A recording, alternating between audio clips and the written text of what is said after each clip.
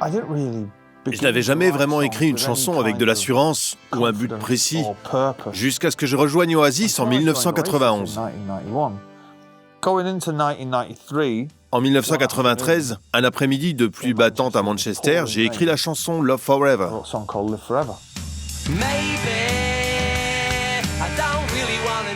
Et ça a tout changé.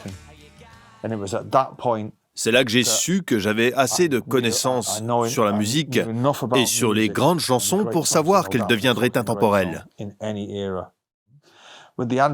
Avec l'avènement d'Internet, Oasis n'aurait pas fait long feu, parce que les 2 premières années, on était nuls. On était un peu comme les pantalons baggy de Manchester.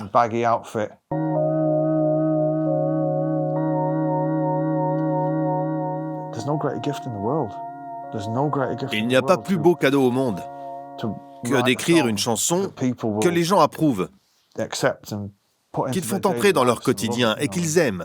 Et c'est une situation tellement privilégiée, j'adore ça.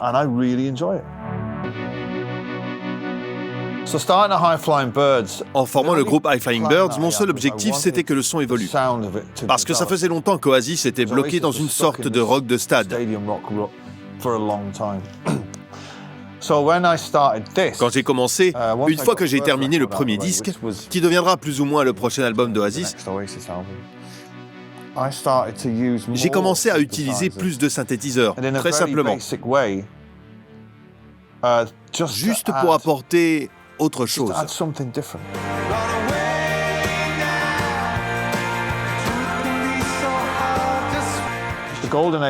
L'âge d'or est à notre portée. Et je pense que les gens qui ne veulent pas en profiter, je me dis, vous passez à côté de tellement de trucs. Vous savez, vous n'allez pas vous transformer en Rick Wakeman. On parle juste d'ajouter des atmosphères et des saveurs à la musique que vous avez déjà créée.